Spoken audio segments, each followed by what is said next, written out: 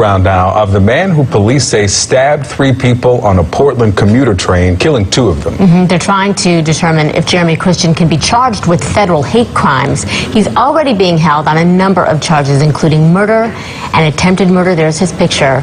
In the meantime, the city of Portland is remembering the 2 people who died. They call them heroes. They stepped forward to stop what police said was hate speech directed at 2 women who were on that commuter train. Now, one of those killed was reportedly a city employee, an Army veteran, and father of 4 children. The other was a man killed who was a recent graduate of Reed College, and a 3rd stabbing victim survived. His mother says she's still just reeling from what's happened. They missed the jugular by a millimeter. They cut one of the carotid arteries, and he will have some paralyzation. Certainly sending his mother and him the best of everything today, as we hope he recovers. We are now learning more, too, about the background of this man accused of the stabbing. CNN digital correspondent Dan Lieberman is with us live from New York. What are you learning, Dan?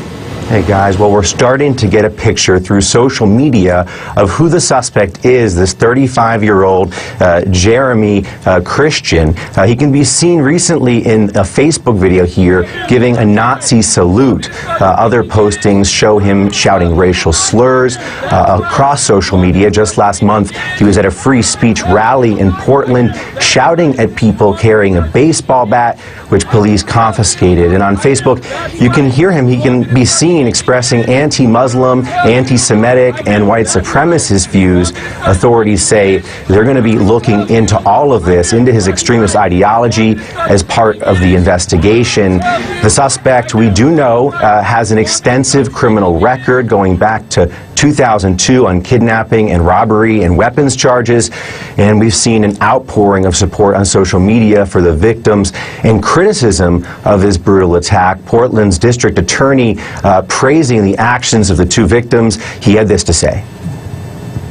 But frankly, we need to help more than ever individuals that are strangers to us, that we don't necessarily know. Now's the time to stand up and not stand down. And Hillary Clinton on Twitter also responding, saying, quote, "It's heartbreaking. No one should have to endure this racist abuse. No one should have to give their life to stop it." In this case, he's being held on murder charges, and police say he could face additional charges once he faces the grand jury. He'll be in court on Tuesday, guys. Have we heard anything from his family, Dan? Not as of yet. We have not heard from his family, I do not believe, but we are starting to get a sense that on Tuesday he will get a court-appointed attorney, and hopefully we'll be learning more next week. Okay, Dan Lieberman, thanks for the update.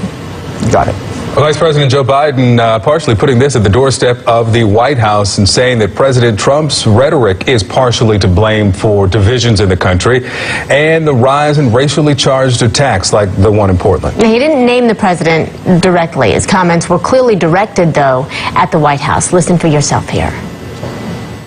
I thought we had passed the days where it was acceptable for political leaders at local and national levels to bestow legitimacy on hate speech and fringe ideologies. But the world is changing so rapidly. There are a lot of folks out there who are both afraid and susceptible to this kind of negative appeal. We saw the forces of populism, not only here, but around the world, call to close our nation's gates against the challenges of a rapidly changing world. The immigrant, the minority, the transgender, anyone not like me became a scapegoat. Just build a wall, keep Muslims from coming to the United States.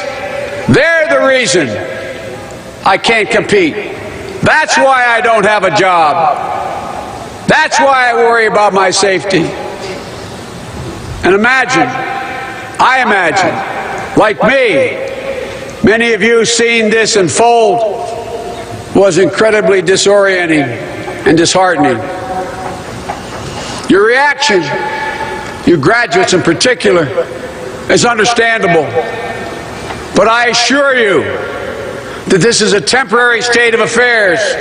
The American people will not sustain this attitude for long. I promise you. The former vice president addressed Cornell students at the graduation there yesterday, just one day after Hillary Clinton went after the president's policies in a graduation speech at her alma mater, Wellesley College. All right, listen, 40 million of you could face a severe weather threat today. There's this line of storms moving through the southeast now, and it's not pretty. Damaging winds, 2-inch hailstones we're hearing. Yeah, this is major. Here's what happened in Missouri. Look at this. Hurricane-force winds damaged buildings, took down tree limbs there yesterday.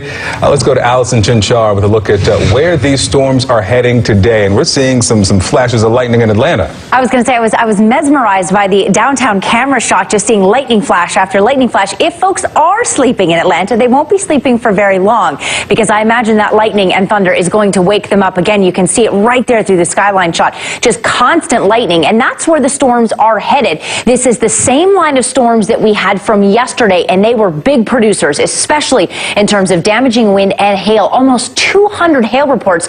And I want you to keep in mind, many of those were baseball size and larger. That's not the kind that's just going to put a couple of dents or two in your car. That's going to total your car. Now, the good news is we don't expect the hail to be quite as widespread today as we had yesterday, and certainly not as large, but even 2-3-inch hail will still do some damage to vehicles, not to mention yourselves, houses, things like that. Hail reports were big yesterday, so were wind reports. We had a lot of power outages through the overnight. Hopefully those folks can get that power restored pretty quickly, but also flooding, especially into portions of southern Missouri around Branson. A lot of folks know about the tourist destination there, picking up nearly 6 inches of rain, in some cases in less than 12 hours, so obviously causing some problems there. We still have flood warnings in effect for portions of southern Missouri for that reason, because the rain is really just now starting to exit portions of Missouri and push further south. Here's a look at Atlanta. Again, you can see the storms moving in there just to the east of Dallas, now starting to push through portions of Little Rock and also into Memphis. But again, we're talking a lot of lightning, especially around Atlanta.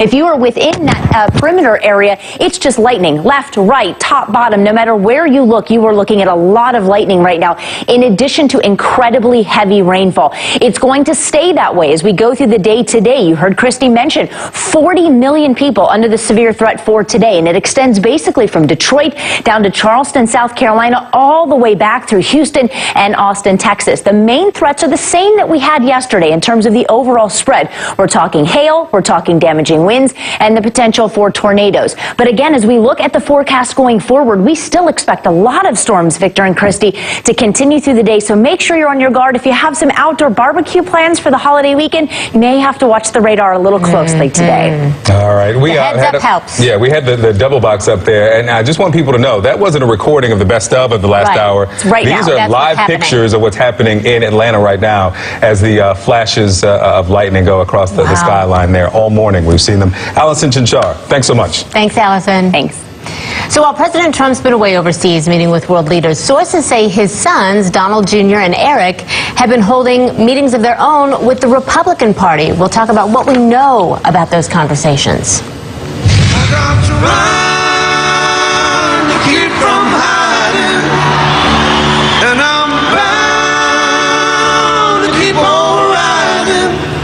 Plus, the music he made and the bands he inspired. We'll take a look back at the life and career of Greg Allman, founding member of the Allman Brothers Band.